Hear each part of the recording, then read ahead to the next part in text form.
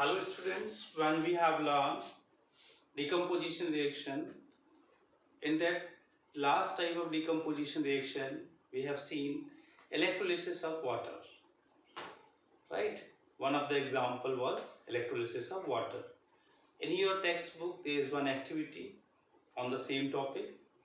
So here we will go. Electrolysis of water, right? In the electrolysis of water, you will see we have a container. In the container, we added the water along with the sulfuric acid, right? Now, why we have added the sulfuric acid? Because the pure water is not a good conductor of electricity. It is a poor conductor, and the amount of ion which produced by the pure water is very less in numbers that are not able to conduct the electricity. Here we will go. So we added the impurities. When we added the impurities, the water becomes conducting. We have a container. Inside the container we have a water and little amount of sulfuric acid. Now the next question is, why we are using the sulfuric acid? Why not nitric acid, hydrochloric acid? Because all nitric acid and sulfuric acids are volatile in nature, and it is non-volatile in nature. That is why we added this sulfuric acid into the water. Now, here you will see, once we have made the setups, we have two electrodes made by the graphite. They are connected with the battery, right? 9-volt battery we use, and we also use the switch. When switch is in the on position, the electric current will be flow in the circuit. When electric current will be flow, the water gets converted into anions and cations. Hydrogen cations, hydrogen ions, and OH minus ions will be formed when water electrolyzes. On the electrolysis of water, we will get hydrogen ion and OH minus ion. Similarly, we will get hydrogen ion and sulfate minus ion on the electrolysis of sulfuric acid. Now, at anode, what will happen? The OH minus, the minus ions will move toward which electrode? The minus ion will move toward the positive electrode, and the positive electrode is called anode. So here it is the positive electrode. It is anode, positive, and it is cathode,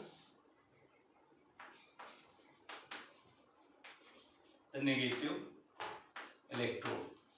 This is the positive terminal of the battery, this is the negative terminal of the battery, right? So what will happen at anode? Since it is a positive terminal, so it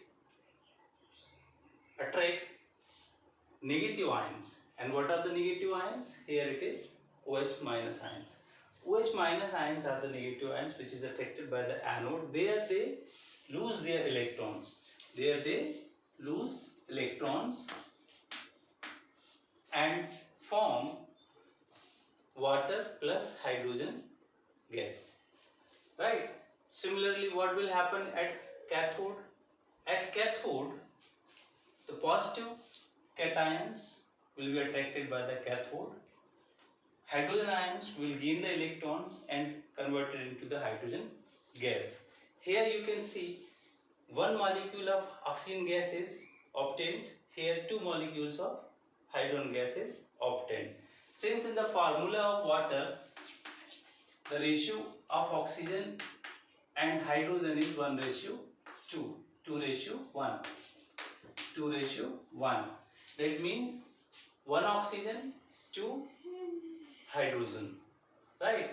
Here also, when we obtain the gas at cathode, it is just double amount. Here you can see the difference.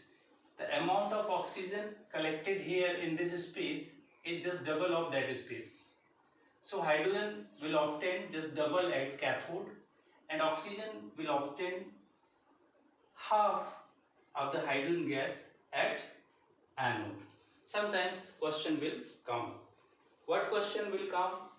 Why we added sulfuric acid? Why we added sulfuric acid? Because pure water is not a good conductor of electricity. To make the water conducting, we add sulfuric acid. Next question is, instead of sulfuric acid, can we use other acid? No, we cannot use other acid because other acids are volatile in nature.